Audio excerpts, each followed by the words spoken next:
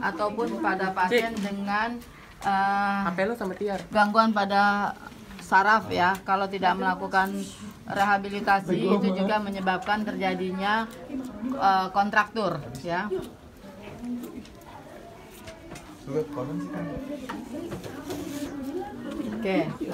Oke, kita akan mengukur sudut, akan mengukur sudut dari range of motionnya, akan mengukur sudutnya itu dengan menggunakan alatnya namanya goniometri. Ini berarti posisi pada sendinya. Yang di sini ada sendi. Ya, posisi sendi. Baik ini di panggul, baik ini di bahu ataupun di lutut ya. Jadi ini adalah posisinya. Kemudian lihat ini angka arahnya adalah 0, ada panah. Kemudian kalau kita mau mengetahui berapa sudutnya, ini digeser. Baca panahnya, angkanya berapa? Ya, jelas? Ini adalah angka panahnya. Kalau dia seperti ini, berarti 90 derajat. Kalau begini berarti 100 derajat. Jadi lihat panahnya. Ya, panah yang bergeser di sini. Oke, ini adalah alatnya namanya goniometri. Untuk melakukan range of motion, ya, atau ROM, itu dimulai dari gerakan pada kepala, ya. Pertama, kepalanya digerakkan ke bawah, dagu menempel ke leher ya. Itu dilakukan gerakannya selama 3 kali ya. Kemudian ke samping kanan ya, kemudian kembali samping kanan, kemudian kembali, itu juga sampai dengan 3 kali. Itu juga bisa dilihat berapa sih sudutnya ini sampai dia membentuk sudutnya, atau kira-kira mampu nggak dia melakukan ini, atau dia cuma geser sedikit saja ya.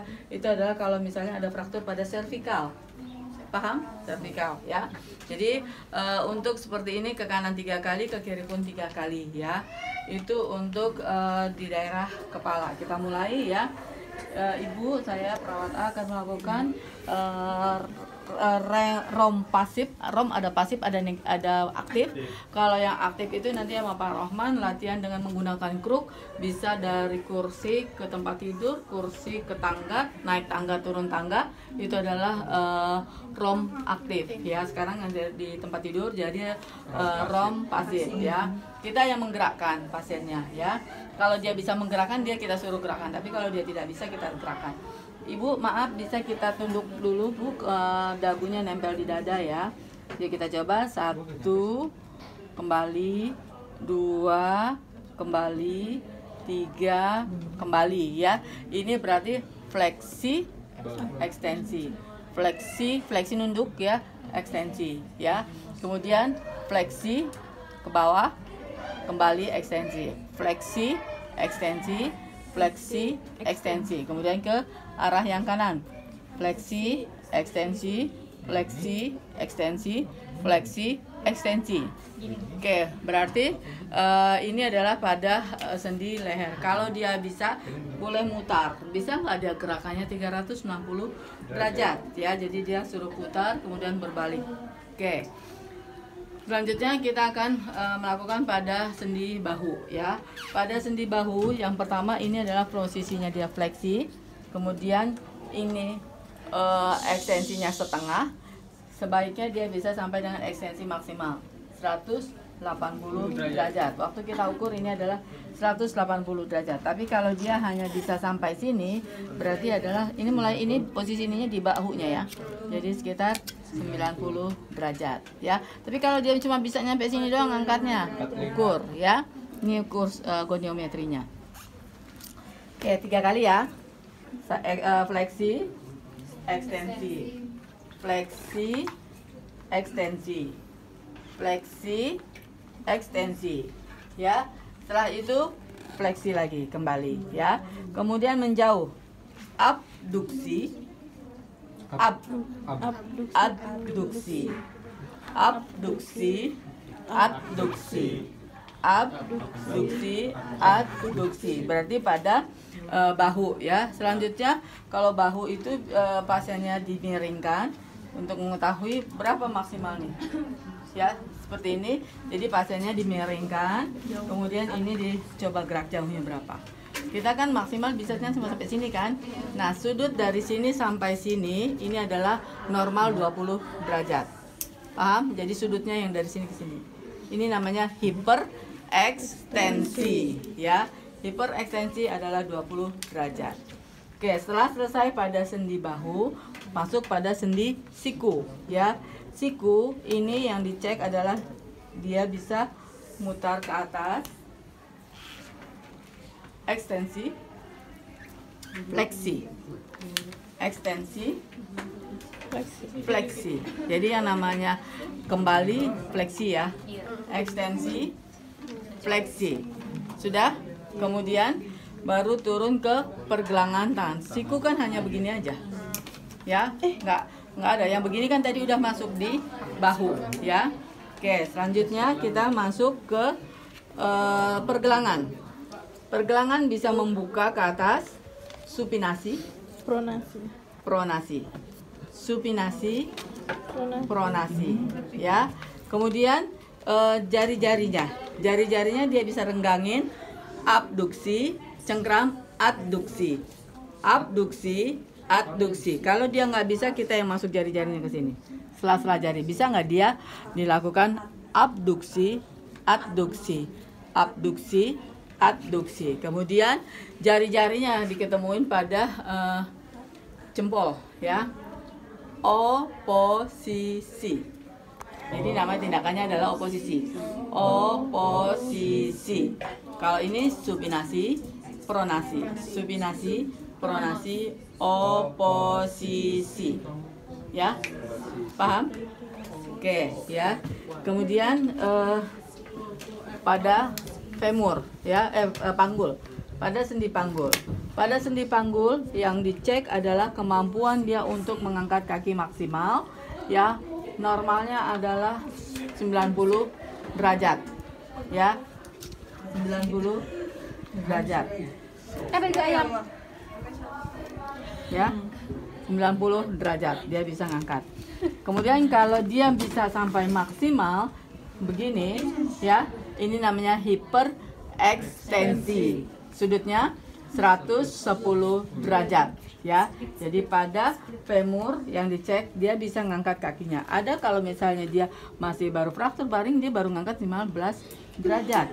Ya, dilihat dari sudutnya sini, dinilai sudutnya paling dia baru bisa sekitar 15 derajat. Gitu? Ya. Nah, jadi makanya diukur sampai dia bisa 45, bisa sampai 90, bisa sampai maksimal. Hiperekstensi adalah 110, ya. Kita lakukan, ya. Pertama, ekstensi, ya, fleksi, ekstensi, fleksi, ekstensi, fleksi, ya. Kemudian setelah ini dibuka keluar, paham? Ini buka keluar, gitu. Kemudian mendekat, abduksi, adduksi, abduksi, adduksi, abduksi, adduksi. Baru yang kiri, ya. Bisa kalau yang namanya melakukan range of motion berarti harus ke empatnya ekstremitas, ya, bukan hanya satu. Jadi kalau untuk ujian timer berjalan jadi setengah juga bisa, ya.